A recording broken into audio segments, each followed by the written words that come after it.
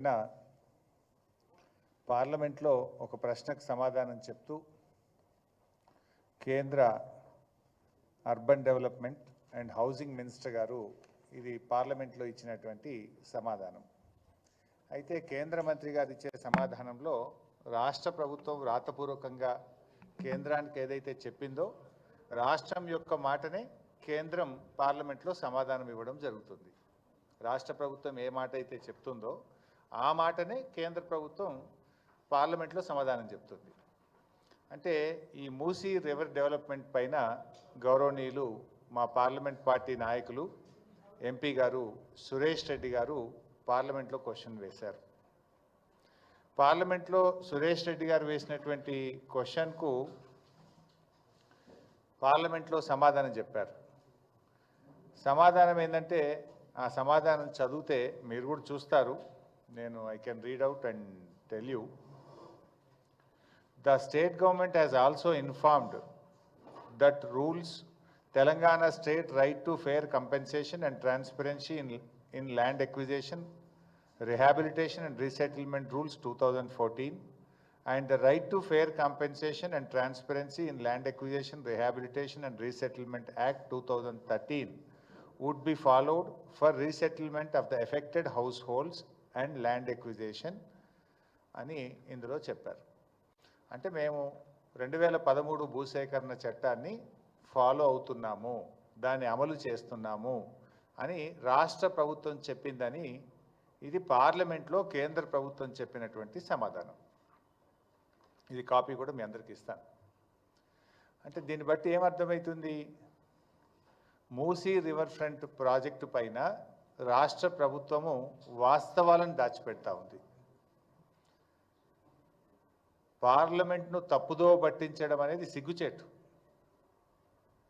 ఏకంగా కేంద్ర ప్రభుత్వాన్ని పార్లమెంటును కూడా ఈరోజు తప్పుదో పట్టించారు. కేంద్ర ప్రభుత్వానికి పార్లమెంటుకు చెప్తున్నది ఒకటి, ఇక్కడ అమలు చేస్తున్నటువంటిది ఒకటి. ఈ క్వశ్చన్ మీరు చూస్తే ఇది unstarred question, question number 69, date 25 November 2024. వాస్తవానికి ఇక్కడ ఏమన్నారు?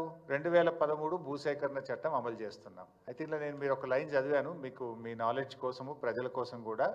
ఇందులో ఒకటి ఏముంది? First line, Telangana state right to fair compensation and transparency in land acquisition, rehabilitation and resettlement rules 2014. ఏంటిది? 2013 భూసేకరణ చట్టం ఉన్నప్పుడు ఇది రాష్ట్ర ప్రభుత్వం 2014లో మరొక చట్టం తెచ్చింది. 2013 భూసేకరణ చట్టం ఏం చెప్తుందంటే దేశం మొత్తం కూడా తప్పకుండా ఏ ప్రాజెక్టులోనైనా నిర్వాసితులకు ఈ రకంగా ఆదుకోవాలని చెప్పి అప్పటి యూపీఏ ప్రభుత్వం 2013లో చట్టం తెచ్చింది. చట్టంలో చాలా స్పష్టంగా చెప్పారు, ఇల్లు కోల్పోతే ఇల్లు ఎలా ఇవ్వాలి, వాళ్ళ ఉపాధి ఎలా చూడాలి, ఆ కుటుంబాలను ఎలా ఆదుకోవాలి, అన్ని విషయాలు కూడా చాలా స్పష్టంగా చట్టంలో చెప్పారు. చెప్తూ ఇంకో మాట ఏమన్నదంటే ఏదైనా ఒక రాష్ట్రం ఇంతకంటే మెరుగైన చట్టాన్ని అమలు చేయాలనుకుంటే, ఇంతకంటే ఎక్కువ సహాయాన్ని అందించాలనుకుంటే ఆ రాష్ట్రాలు స్వంతగా చట్టాన్ని రూపొందించుకోవచ్చు అని చెప్పి అక్కడ రాష్ట్రాలకు వెసులుబాటు కల్పించారు. దాంట్లో భాగంగా మన గౌరవ తెలంగాణ తొలి ముఖ్యమంత్రి కేసీఆర్ గారు, ఆయన కూడా ఒక నిర్వాసిత కుటుంబం నుంచి వచ్చిన వాడు కనుక అంతకంటే బెటర్గా మనం 2014 భూసేకరణ చట్టాన్ని ఒకటి తయారు చేసి రాష్ట్ర శాసనసభలో ద్వారా దాన్ని ఆమోదించుకున్నాం. ఎలా బెటర్ అది? 2013 భూసేకరణ చట్టంలో ఏమంటారంటే 121 గజాల స్థలములో ఐఏవై ఇల్లు కట్టి ఇవ్వాలి అని ఉంది.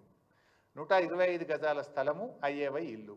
కానీ కేసీఆర్ గారు దాన్ని మన భూసేకరణ చట్టంలో 250 గజాల స్థలము డబుల్ బెడ్రూమ్ ఇల్లుగా మార్చారు. అంటే ఇంటి స్థలం డబుల్ అయింది. ఐఏవై ఇల్లు అంటే ఆ రోజు 1,20,000 రూపాయలు మాత్రమే. మన డబుల్ బెడ్రూమ్ ఇల్లు అంటే 5,04,000 రూపాయలు మినిమం, కొన్ని చోట్ల 5,70,000 6 లక్షలు కూడా అయింది.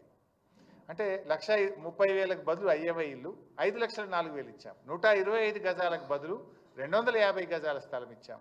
అదేవిధంగా వేజ్ లాస్ కూడా దానికి కొన్ని స్టిపులేటెడ్ రూల్స్ ఉంటే దానికంటే మెరుగ్గా మనం తెలంగాణ భూసేకరణ చట్టాన్ని ఈ రాష్ట్రంలో తెచ్చాం. అందుకే పార్లమెంట్లో కూడా ఏం చెప్పారు,